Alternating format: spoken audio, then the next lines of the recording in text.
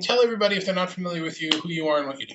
Okay, my name is Adrian Cotterill. I'm primarily known in the AV industry as the editor of DailyDOOH, which is a blog.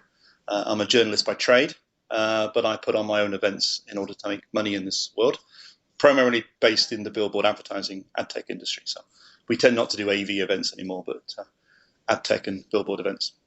Got it. So why are you at CES? Why have you been to CES? Well, it's a good question. I'm here at CES because I like Vegas. I'm probably one of those weird people who likes Vegas. That's some rare honesty from my interview guests. Yeah, well, I like staying here. I like the surrounding area. Vegas is a great place to come.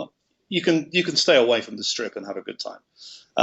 But I've been coming to CES since 1992. I missed the year that we was 1 year we didn't do COVID. Oh yeah, we didn't do COVID in 2021. 21. Okay, but you and I were both here last year. Yes. We've got special badges of honor as we were here. I'll have to give you one. Don't let me forget. Okay, I won't forget. So 1992. I've been here every year since then. Like you, I think it's one of the best shows to gauge what's coming up in the industry. Maybe sometimes a couple of years ahead.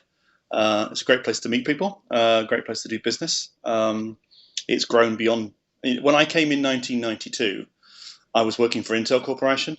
And I was sent here to look at whether Intel should actually exhibit. And of course, if you remember the early 90s, it was Bill Gates and Microsoft. And I think Bill Gates probably did 3 or 4 keynotes in a row back in the 90s.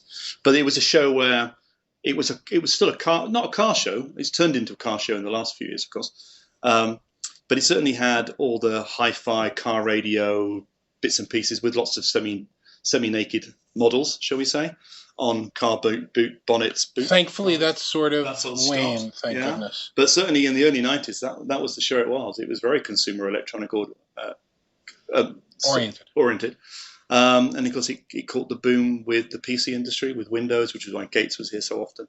But yeah, I've come back every year since. What's your best CES memory or best CES experience? Oh, gosh, that's a good question. You should have prompted me for that one. Best CES experience. Well, we're not live. I can always edit this. Yeah, no. Oh, thank you. Best CES experience. I think, well, one of the years I actually was employed by a exhibitor to do a broadcast booth. And we stole the idea from Tim at AV Nation, quite boldly stole the idea of having a broadcast booth, and they employed myself and a few others to have a stand, and we invited luminaries to the stand. That was probably 2019. So that's very egotistical best moment, but it was the greatest thing because people came to see us, and we probably had 50 or 60 interviews over 3 or 4 days. People would come to the stand, and we were just there as a tokenish thing because somebody wanted people to come and visit their stand. It was weird. We were in the LVCC in the South Hall, which I think is still under renovation. We're in the drone area. We had nothing to do with drones, but we had drones, and there was the the robot that plays table tennis, ping pong. Yeah. So that was a good memory. In terms of best things we've seen, again, the years blur into one another. There's been some good keynotes. I remember John Chambers. We met him through a friend of ours. We went to his suite and saw him before his keynote. Met him. He was still at Cisco then. I think it was probably the year before he retired as the CEO of Cisco. That was a particularly good year, but that was because it was a personal thing. We had front row seats. We met John Chambers before. He did the keynote. Blah blah blah. I remember, and it was a good memory. In terms of the best things ever shown, again, we've lost a lot. The Bill Gates things, when people were standing up and launching a new version of Windows, that meant a lot. We don't seem to have that now. I mean, the keynotes these days. Well, it's also it's and maybe software and Windows is a bad example, but we've lost the tangibility. We've lost the tangible nature of things that are at the show. There are still a few things that you can put your hands on and say, "Look, see, I have this. I own this." I mean, one of the biggest things for CES for me was seeing a piece of technology, and then like a year and a half down the line, my family or my friends would see it in the store and say, "Oh, I saw that a year ago." And it's that 18 to 24-month cycle. Correct. You got a lot of embedded technology this year. You got a lot of possible technology. There were a lot of hype streams. You remember what was going on with Metaverse last year? Yeah. And now it's kind of fallen back in. I don't think you're going to hear people talking about crypto or NFT this year. Probably not. It might be around, but they'll be embarrassed. Yeah. Well, Metaverse is a little bit like VR was. Again, you remember go back probably, 7, 8, 9, 10 years? VR was the big thing. VR. And again, you haven't heard anything about that. Well, VR missed its consumer exit. It's got some terrific, and when I was talking to Mark Peterson earlier, it's got some terrific applications for industry, for sure. niche applications, Yep. for military.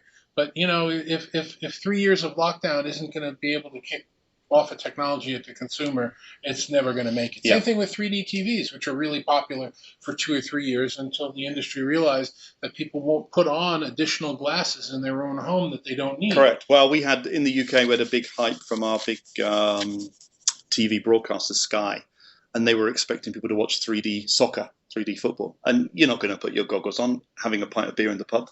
If you're not going to do it at home, you're not going to do it in the pub. Exactly. So there are things like that get overhyped and miss, and Metaverse, I believe, is one of them. Yeah. I think we'll start to see things of that type of connection in the cloud, but it won't be called Metaverse. I think that was a hype train that's coming is waning this year. Any other technologies that you've seen over the years or that you're expecting to see this year? I think I've always poo-pooed what people call holograms, because people's understanding of a hologram.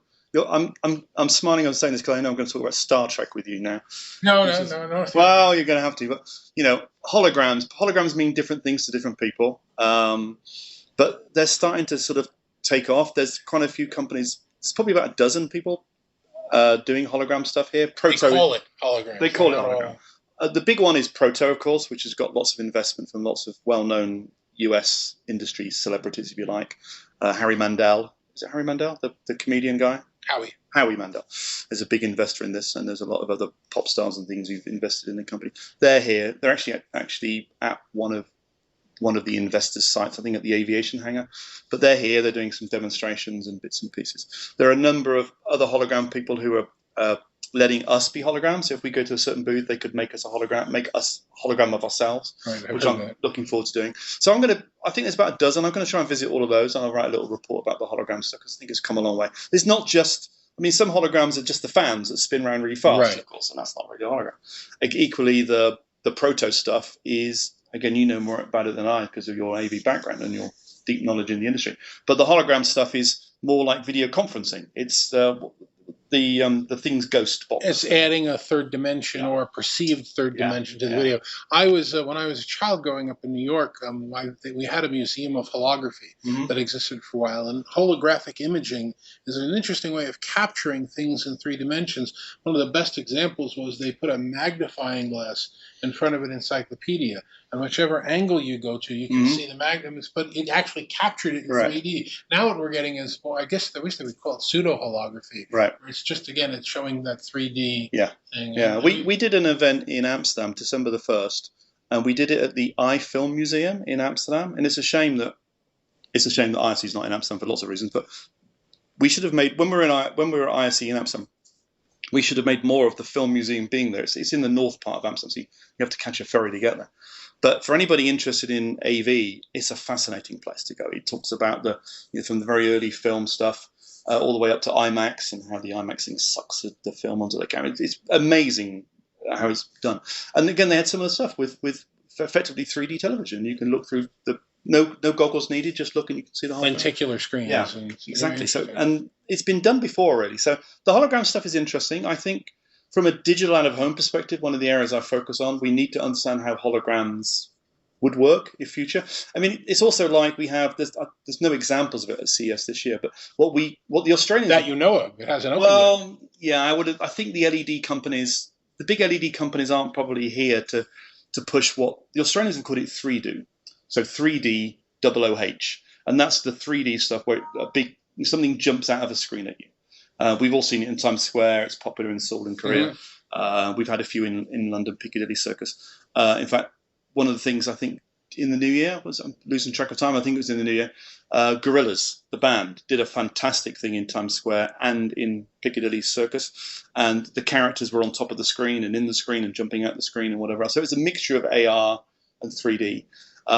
That's not the sort of thing that would be shown here, because I don't think there's any really big LED providers wanting to get their message across at CES. It's something we might see at ISE, which I'll be looking out for.